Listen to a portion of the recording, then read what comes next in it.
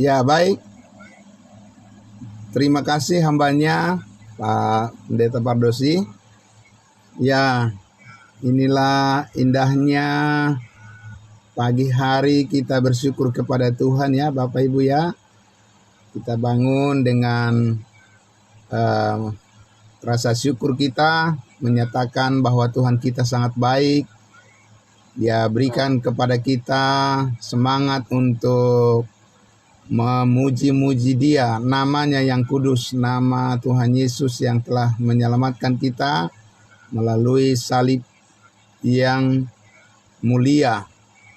Puji Tuhan Bapak Ibu Saudara, mari kita berdoa untuk merenungkan firman Tuhan. Terima kasih Bapa di surga, terima kasih Yesus Kristus, terima kasih Roh Kudus Allah yang kami muliakan, yang kami puji, kami sembah, kami tinggikan selama-lamanya di dalam hidup kami. Terima kasih pagi hari ini Tuhan, puji-pujian kami sudah kami naikkan dan doa-doa kami juga kami naikkan untuk memuliakan Engkau. Saatnya kami Tuhan merenungkan kebenaran firman-Mu yang terus memperbaharui hidup kami. Tuhan memberkati saudara-saudara kami, orang-orang kudus-Mu yang begitu bersemangat. Pagi hari ini kami memuliakan-Mu dan menyambut kebenaran firman-Mu. Dalam nama Tuhan Yesus kami berdoa. Haleluya. Amin. Puji Tuhan, saudara-saudaraku yang dikasihi Tuhan Yesus.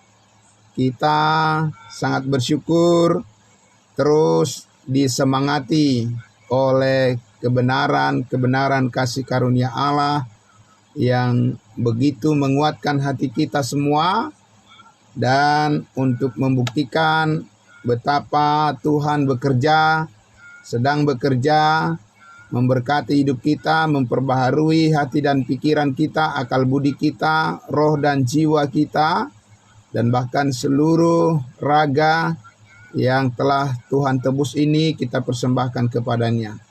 Nah, Bapak Ibu Saudara, mari kita kembali ke kitab yang sangat terberkati, kitab Roma pasal 10. Kita akan melihat lagi penegasan-penegasan daripada Rasul Paulus tentang prosedur, urutan, bagaimana seseorang bisa dikatakan memperoleh berkat anugerah Tuhan saat ini. Roma pasal 10 ayatnya yang ke-14 sampai ayatnya yang ke-17. Nah, ini sangat menarik ya Bapak Ibu Saudara. Sangat terberkati kita semuanya dengan bagian yang sangat menakjubkan, membuat kita terheran-heran luar biasa dengan penjelasan atau penyataan firman Tuhan yang kita baca dari Roma pasal 10 ayat 14 sampai ayatnya yang ke-17 ini. Ya, selamat pagi juga untuk saudara kami yang mengikuti live streaming dari Manado. Tuhan memberkati. Ya, kita baca dari ayat 14 dikatakan, tetapi bagaimana mereka dapat berseru kepada Tuhan, kepadanya, jika mereka tidak percaya kepada Dia, kepada Allah? Bagaimana mereka dapat percaya kepada Allah jika mereka tidak mendengar tentang Allah? Bagaimana mereka mendengar tentang Allah jika tidak ada yang memberitakannya? Dan bagaimana mereka dapat memberitakannya jika mereka tidak diutus? Seperti ada tertulis betapa indahnya kedatangan mereka yang membawa kabar baik. 16. Tetapi tidak semua orang telah menerima kabar baik itu. Yesaya sendiri berkata, Tuhan, siapakah yang percaya kepada pemberitaan kami? Jadi iman timbul dari pendengaran, dan pendengaran oleh firman Kristus. Di sini kita melihat Rasul Paulus langsung membawa peristiwa, gambaran keadaan bangsa Israel untuk menekankan bahwa saat ini orang diselamatkan karena mendengar firman Kristus, karena iman timbul dari pendengaran akan firman Kristus. Ya, apa itu firman Kristus? Itulah Rosamon, Roma sampai Filemon, yang saat ini menjadi sumber keselamatan bagi semua orang yang percaya. Nah, Bapak Ibu Saudara yang kekasih dalam nama Tuhan Yesus, kemarin kita sudah membahas ya urutan yang pertama untuk seseorang tiba pada pengalaman keselamatan hidup yang kekal, ya, adalah bagaimana tersedia dan bersedia seseorang ya yang diutus sebagai pembicara, pesaksi, yang dilatih, yang dididik untuk mewartakan atau untuk memberitakan Injil kasih karunia Allah. Karena kalau mereka tidak dilatih, ya, kalau mereka tidak dididik, nanti mereka akan menyampaikan sesuatu yang bisa ngawur, ya, yang bisa ngawur, bisa keliru, dan bahkan bisa menyesatkan. Nah, Bapak Ibu Saudara, karena itu kita masih membahas tentang dari bagian yang firman Tuhan yang sudah kita baca tadi. Jelas di situ adalah merupakan penyataan logika keselamatan. Jadi keselamatan itu punya logika, bukannya acak-acakan, asal-asalan, ya, tidak jelas. Semuanya punya urutan-urutan supaya setiap orang menguji pada dirinya sendiri, ya, pengakuannya itu sesuai enggak dengan urutan prosedur tentang bagaimana seseorang sudah selamat. Jangan asal mengaku sudah selamat, ya, Bapak Ibu Saudara. Karena di sini kita lihat Paulus mengatakan tadi bagaimana mereka bisa mendengar kalau tidak ada yang diutus. Begitu ya. Bagaimana mereka memberitakannya kalau tidak ada yang diutus. Jadi harus ada orang yang bersedia diutus untuk memberitakan Injil kasih karunia Allah, di mana seseorang itu sudah lebih dulu mengalaminya, ya, dan dia sudah dilatih, dia sudah dididik untuk bagaimana menyampaikan berita yang benar. Bukannya asal sudah buka Alkitab, ya, sudah menyampaikan firman Tuhan dari mimbar, banyak orang yang mendengar lagi, ya kan, ribuan, puluhan ribu yang mendengar, ya, banyak yang berjatuhan, ya, banyak yang nangis-nangis. Lalu dianggap bahwa mereka itu sudah mengerti tentang keselamatan. Belum tentu. Ya, nanti akan kita lihat sebentar ya Bapak Ibu Saudara. Nah, jadi kita lihat di ayatnya yang ke-14 itu dikatakan, tetapi bagaimana mereka dapat berseru kepada Tuhan jika mereka tidak percaya kepada Dia? Bagaimana mereka dapat percaya kepada Allah jika mereka tidak mendengar tentang Dia? Dan bagaimana mereka mendengar tentang Allah jika tidak ada yang memberitakannya? Mereka. Di sini Paulus berbicara tentang siapa? Tentang bangsa Israel. Karena itulah yang kita bahas, sudah mau masuk ke episode ke-50. Ya, sekarang Roma pasal 9, pasal 10, pasal 11 berbicara bukan tentang kita, tetapi tentang bangsa Israel, tentang bagaimana keadaan mereka di hadapan Tuhan dulu, sekarang, dan akan datang.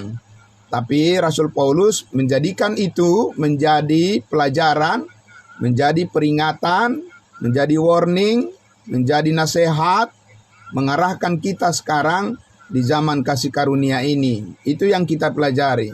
Jadi dikatakan bagaimana mereka bisa mendengar kalau tidak ada yang memberitakannya. dan bagaimana memberitakan kalau tidak ada yang diutus. Dalam konteks bangsa Israel, Bapak Ibu Saudara, kita sudah banyak mendengar bahwa Tuhan tidak pernah lalai. Tuhan tidak pernah lalai memberitakan, memperdengarkan kepada mereka. Tidak pernah lalai. Dari dulu ribuan tahun Tuhan selalu mengutus hamba-hambanya. Amin. Tuhan selalu mengutus hamba-hambanya, nabi-nabinya, raja-raja yang berkenan di hati Tuhan untuk menyampaikan kabar baik kepada bangsa Israel. Kabar baik apa? Kita tahu kabar baik bagi bangsa Israel adalah tentang kerajaan sorga di bumi. Tentang Yesus adalah Mesias. Amin. Itulah yang harus mereka sambut dengan iman. Jadi Tuhan sudah memperdengarkan itu kepada mereka. Dan orang-orang yang diutus oleh Tuhan itu membawa kabar baik sampai ke telinga daripada semua orang Israel. Tidak ada alasan mereka belum pernah mendengarnya. Sama seperti kita juga saat ini. Kenapa kita harus buka mulut? Bicaralah kepada semua orang, supaya tidak ada alasan bagi semua orang belum pernah mendengarkan berita tentang kasih karunia Tuhan ini. Kalau saudara diam saja, maka ada alasan orang nanti, saya nggak pernah mendengarnya. Walaupun itu teman saya, walaupun itu adalah saudara saya, walaupun itu adalah keluarga saya, tapi mereka tidak memperdengarkan pada saya, mereka diam aja, Tidak ada alasan itu. Kita harus bicara pada mereka. Amin. Tetangga saya tidak pernah bicara itu tentang Yesus mati hapus segala dosa. Gak pernah bicara tentang kepastian masuk surga. Gak pernah bicara tentang meterai Roh Kudus. Tidak pernah bicara tentang tubuh Kristus dan sebagainya. Nah, jadi harus ada orang yang bersedia diutus, dilatih, dididik. Dan itulah mereka, kita semua orang-orang kudusnya Tuhan. Banyak orang percaya saat ini tidak mau lagi dilatih mereka untuk berbicara tentang Injil kasih karunia Allah. Mereka sudah memilih zona aman, zona nyaman, jangan terusik perasaan mereka dengan orang-orang yang berhubungan dengan mereka atau sahabat-sahabat mereka, keluarga-keluarga mereka. Takut buka mulut, takut berbicara, takut bersaksi, supaya tidak terganggu hubungan sosialnya. Tidak bisa begitu Bapak Ibu Saudara. Saudaraku yang dikasihi Tuhan Yesus, kita harus lebih memilih menyenangkan hati Allah lebih daripada manusia. Karena apa? Karena nanti juga kita akan menghadap penghakiman. Salah satu pertanyaan Tuhan kepada setiap orang yang percaya adalah, apakah engkau bersedia memberitakan kabar baik yang telah kuberikan kepadamu? Benar ya Bapak Ibu ya? Apa bisa kita menghindar dari pertanyaan itu nanti? Nggak bakalan bisa. Tuhan akan mempertanyakan itu kepada kita masing-masing. Salah satu saya tahu, saya tahu dari Alkitab bahwa pertanyaan Tuhan Yesus di penghakiman di KPK, kursi pengadilan Kristus adalah, apakah engkau memberitakan tentang kabar baik yang sudah kutitipkan kepadamu, kepada orang yang kau kenal, kepada teman-temanmu, kepada sahabatmu, kepada tetanggamu, kepada saudaramu, keluargamu, atau siapa saja yang engkau temui. Karena itu adalah merupakan bukti kita mengasihi Tuhan. Amin. Kita bukti mengasihi Tuhan bahwa kita melakukan kehendak-Nya, yaitu memberitakan Injil kasih karunia-Nya. Bapak Ibu Saudara yang dikasihi Tuhan Yesus, karena itu adalah bagian yang sangat penting untuk menjernihkan kesaksian-kesaksian yang keliru saat ini. Bayangkan Bapak Ibu Saudara, kalau Bapak Ibu Saudara melihat, lihat saja di YouTube itu. Mengerikan sekali Bapak Ibu Saudara. Orang-orang yang mengaku percaya pada Yesus, mereka tidak mengerti bagaimana prosedur atau bagaimana urutan, bagaimana logical order, bagaimana urutan yang masuk akal saat ini seseorang bisa sampai pada keselamatan. Tiba-tiba saja semua mengaku sudah diselamatkan. Entah diselamatkan dari mana, maksud mereka kepada apa, ya itu semuanya tidak jelas. Ada yang bersaksi bahwa karena mereka sembuh dari sakit penyakit, bahwa itulah adalah keselamatan yang dimaksud Tuhan Yesus. Bapak Ibu Saudara, ada orang yang tadinya mereka takut, sekarang mereka sudah jadi bahagia. Yang tadinya mereka bangkrut, lalu sekarang mereka sudah menjadi kaya raya. Itu adalah kesaksian-kesaksian yang mereka sodorkan sebagai bukti bahwa mereka sudah diselamatkan. Bapak Ibu Saudara yang dikasihi Tuhan Yesus, dan itu adalah kesaksian-kesaksian yang paling disenangi orang saat ini, Bapak Ibu Saudara, ya. Dan kita tahu Bapak Ibu Saudara, tidak mungkin seperti itu saja orang mengalami keselamatan saat ini. Harus ada orang yang memberitakan tentang kepastian keselamatan di dalam Kristus Yesus berdasarkan kasih karunia-Nya. Nah, Bapak Ibu Saudara yang dikasihi Tuhan Yesus, karena itulah dikatakan di Roma pasal 10 ayat 17 tadi, ya, jadi iman timbul dari pendengaran, dan pendengaran akan firman Kristus. Jelas harus dipertanggungjawabkan. Apa yang diperdengarkan adalah firman Kristus, yaitu Injil keselamatan, kasih karunia Allah. Bapak Ibu Saudara yang dikasihi Tuhan Yesus, jadi kita dilihat di sini bahwa ya orang-orang Israel tidak mempunyai alasan untuk tidak pernah mengatakan, saya nggak pernah mendengar tentang Mesias, saya nggak pernah mendengar tentang kerajaan sorga, saya tidak pernah mendengar tentang kehendak Allah di bumi, saya tidak pernah mendengar tentang program Tuhan untuk bangsa Israel, tentang kedatangannya yang kedua kali bagi mereka. Tidak ada alasan untuk tidak mengatakan tidak pernah mendengar itu. Nah, Bapak Ibu Saudara, saat ini kita juga perlu menyampaikan secara meluas supaya pembicara-pembicara, speaker ya, yang benar, yang membawa kabar baik keselamatan yang sungguh-sungguh bisa tersebar di mana-mana. Amin. Ya, bisa ada di mana-mana. Karena Bapak Ibu Saudara, ya, kalau kita bilang, kita tanya Bapak Ibu Saudara, apakah ada orang-orang atau pembicara-pembicara yang ngawur pemberitaannya sehingga orang yang mendengar bukannya diselamatkan, malah mereka menjadi masuk neraka, ya, menjadi sesat semua. Ada enggak pembicara-pembicara di mimbar-mimbar gereja seperti itu, Bapak Ibu Saudara? Banyak. Dari mana kita tahu? Mari kita buka di dalam Matius pasal 7. Mari kita buka di dalam Matius pasal 7. Kita harus menjawabnya berdasarkan apa yang dikatakan oleh Tuhan Yesus sendiri, ya. Di dalam Matius pasal 7 ayatnya yang ke-22 sampai ayatnya yang ke-23 saya akan membacakan untuk kita semuanya. Ya, Bapak Ibu Saudara. Matius pasal 7 ayat ya 22 dan 23. Begini firman Tuhan. Pada hari terakhir banyak orang akan berseru kepadaku. Seruannya apa? Teriakannya apa, Bapak Ibu Saudara? Tuhan, Tuhan, bukankah kami bernubuat demi namamu? Demi nama siapa? Nama Yesus. Dan mengusir setan demi namamu? Nama siapa? Nama Yesus. Dan mengadakan banyak mujizat demi namamu juga? Demi nama siapa? Pakai nama siapa? Nama Yesus, Bapak Ibu Saudara.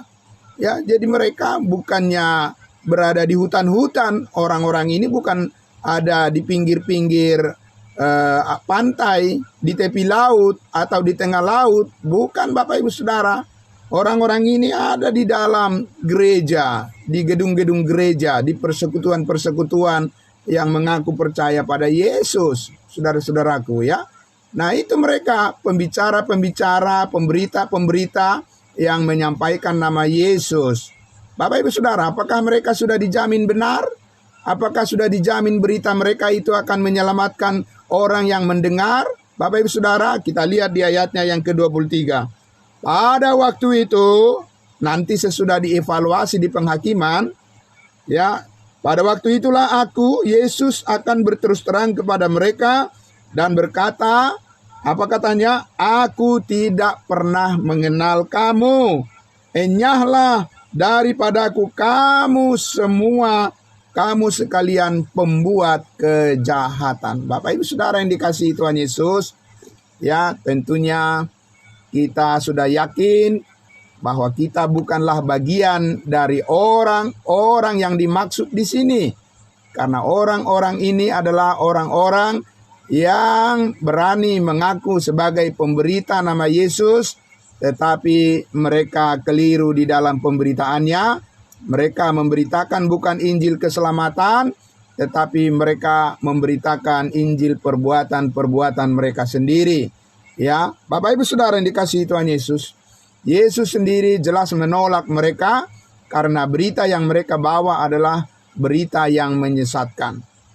Saudara-saudaraku yang dikasihi Tuhan Yesus, karena itulah maka semakin banyak kita yang memberitakan kabar baik sukacita Injil kasih karunia Allah ini, saudara-saudaraku, maka semakin akan jelas bagi pendengaran setiap orang yang mana yang harus dipertimbangkan, yang mana yang harus diterima, dan yang mana yang harus ditolak. Amin.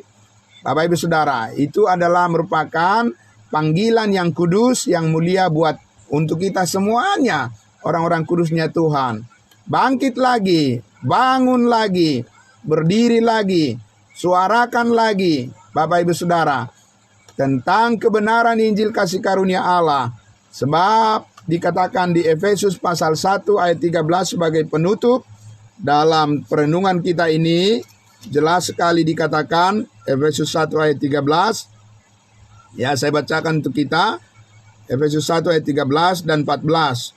Di dalam Yesus kamu juga, karena kamu telah mendengar firman kebenaran, yaitu Injil keselamatanmu. Di dalam Yesus kamu juga ketika kamu percaya, dimeteraikan dengan Roh Kudus yang dijanjikannya itu. Dan Roh Kudus itu adalah jaminan bagian kita sampai kita memperoleh seluruhnya, yaitu penebusan yang menjadikan kita milik Allah untuk memuji kemuliaannya sampai selama-lamanya. Bapak Ibu Saudara yang dikasihi Tuhan Yesus, puji Tuhan, kita mempunyai kabar baik keselamatan saat ini yang menyelamatkan setiap orang yang percaya, yang menjadikan orang berada di dalam Yesus saat ini. Bapak Ibu Saudara, adalah ketika seseorang percaya kepada Injil kasih karunia Allah, kabar baik, kabar sukacita tentang Yesus yang telah mati mengampuni segala dosa kita. Dia dikuburkan dan dia juga bangkit untuk mengaruniakan hidup yang kekal, kepastian masuk sorga sekali untuk selama-lamanya bagi setiap orang yang mau percaya. Bapak Ibu Saudara yang dikasihi Tuhan Yesus, inilah dikatakan tadi, ketika kamu percaya, dimeteraikan, langsung termeterai oleh Roh Kudus. Ada meterainya Bapak Ibu Saudara. Dan meterainya, jaminannya adalah Roh Kudus itu sampai kita memperoleh seluruhnya. Tidak dikatakan sampai kita memperoleh sebagian, tapi seluruhnya. Tidak ada batas waktu yang mana Allah telah menjamin kepastian keselamatan kita di dalam Kristus, dan tidak ada yang dapat menghilangkannya, tidak ada yang dapat membatalkannya Bapak Ibu Saudara. Ya, inilah kebenaran yang sangat luar biasa firman Tuhan bagi kita Bapak Ibu Saudaraku, sehingga mari ya setiap orang percaya berikan diri saudara untuk dilatih, berikan diri saudara untuk dididik oleh firman Tuhan, untuk menjadi pembicara-pembicara, menjadi speaker, menjadi narasumber kabar baik yang benar-benar menyelamatkan. Dan saudara dan saya harus speak up.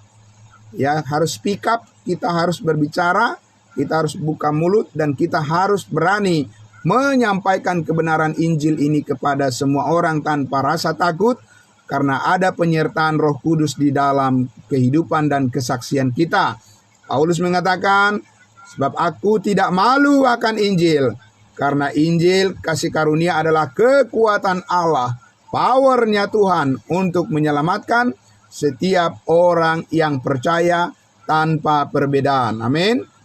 Bapak Ibu Saudara yang dikasihi Tuhan Yesus, tentu saja dari pemahaman ini mengertilah kita siapa sebenarnya orang-orang yang benar-benar sudah diselamatkan, dan kita mengerti dan tahu siapa sebenarnya orang-orang yang belum diselamatkan. Bapak Ibu Saudara, ya, yang dikasihi Tuhan Yesus, dengan hikmat surgawi ini, dengan hikmat dari Tuhan ini, maka pelayanan kita menjadi berarti bagi Tuhan. Amin. Pelayanan kita menjadi berharga bagi Tuhan. Entah pelayanan kita itu dianggap remeh oleh manusia, itu tidak masalah Bapak Ibu Saudara. Ya, itu dianggap mungkin pelayanan kita itu hanya dianggap kecil atau tidak punya arti, tidak masalah. Yang penting kita mengerti bahwa di dalam Kristus Yesus, pemberitaan kita adalah berita yang sempurna, yang tidak bercacat, menyatakan kekudusan daripada Kristus, kekudusan Allah di dalam pekerjaan yang sudah selesai, yang telah dilakukan Yesus bagi kita semuanya. Setiap orang yang percaya pasti diselamatkan, bukan karena usaha dan perbuatan, bukan karena kerja keras, bukan karena kebaikan, bukan karena kepintaran, bukan karena pendidikan, bukan karena apapun yang kita usahakan, tidak ada kaitannya, bukan karena upacara-upacara, ritual-ritual, ya, dan sebagainya. Bapak Ibu Saudara, tidak, melainkan hanya karena iman kepada kasih karunia Allah salib Kristus yang sudah membebaskan kita dari segala dosa satu kali untuk selama-lamanya. Bapak Ibu Saudara yang dikasihi Tuhan Yesus, maka inilah kebenaran firman Tuhan pagi hari ini yang sangat memberkati kita semuanya. Dan saudara-saudaraku tetap bersemangat melakukan segala tugas dan tanggung jawab kita masing-masing, karena kita tahu penyertaan Roh Kudus ada pada kita dalam kehidupan kita. Dia akan memberkati kita, mencukupkan apa yang kita perlukan, supaya kita siap selalu menyaksikan kebenarannya. Dia tidak akan mempermalukan kita, tapi Tuhan mengaruniakan damai sejahteranya, Tuhan mengaruniakan berkat-berkatnya, Tuhan mengaruniakan kepada kita sukacita, dan Tuhan mengaruniakan kepada kita kekuatan dan kesatuan di dalam tubuh Kristus. Kita bersama-sama bersaksi menyampaikan kebenarannya. Karena itulah pekerjaan yang dikehendaki oleh Allah saat ini, agar semua orang diselamatkan dan datang kepada kebenaran yang menyelamatkan itu. Bapak Ibu Saudara, terpujilah Tuhan kita Yesus Kristus, dimuliakanlah Dia untuk selama-lamanya. Selamat berakhir pekan, dan kita berjumpa esok hari di dalam pertemuan ibadah yang kudus, dan Tuhan memberkati kita semuanya di dalam kesatuan kita dalam tubuh Kristus. Terpuji Allah kita kekal selama-lamanya. Mari kita berdoa. Bapa dalam surga, terima kasih Bapa yang baik. Kami bersyukur ya Tuhan, pada pagi hari ini kami sudah mendengarkan kebenaran-Mu. Semua orang-orang kudus-Mu yang setia di dalam kebenaran ini, mereka terus diteguhkan hatinya oleh setiap firman Allah, firman kasih karunia, firman rahasia yang dibukakan menjadi kemuliaan kami, berkat di dalam Kristus Yesus yang tidak berkesudahan. Kami juga mendoakan saudara kami yang mengikuti live streaming dari Manado, saudara Rivo, Tuhan memberkati dia di dalam pekerjaannya, di dalam pelayanannya, pemberitaan Injil yang dilakukannya begitu luar biasa. Tuhan memberkati dia berserta dengan keluarganya. Terima kasih Tuhan Yesus, semua orang-orang kudus-Mu yang hadir di sini pada pagi hari ini. Berkati mereka semuanya dengan segala kebaikan-Mu ya Bapa. Dan kami percaya tidak ada yang percuma, tidak ada yang sia-sia. Yang Tuhan lakukan adalah yang terbaik dalam hidup kami. Kami harus bersyukur untuk selama-lamanya, karena hidup kami dipakai oleh Tuhan untuk memuliakan Engkau. Terima kasih Bapa. Di dalam nama Tuhan Yesus kami berdoa, mengakhiri ibadah syukur kami saat teduh kami pagi hari ini. Terima kasih, dimuliakan nama-Mu kekal selama-lamanya. Karena berkat dari Bapa di surga, dari Yesus Kristus, dan pertolongan di dalam kuasa Roh Kudus yang telah dimeteraikan dalam hidup kita, menyertai, memberkati kita sekarang sampai selama-lamanya. Amin. Amin. Terima kasih semuanya saudara-saudaraku. Ya, selamat pagi. Ya. Ya, terima kasih, Tuhan memberkati. Amin. Amin. Ya. Ya. Shalom ya.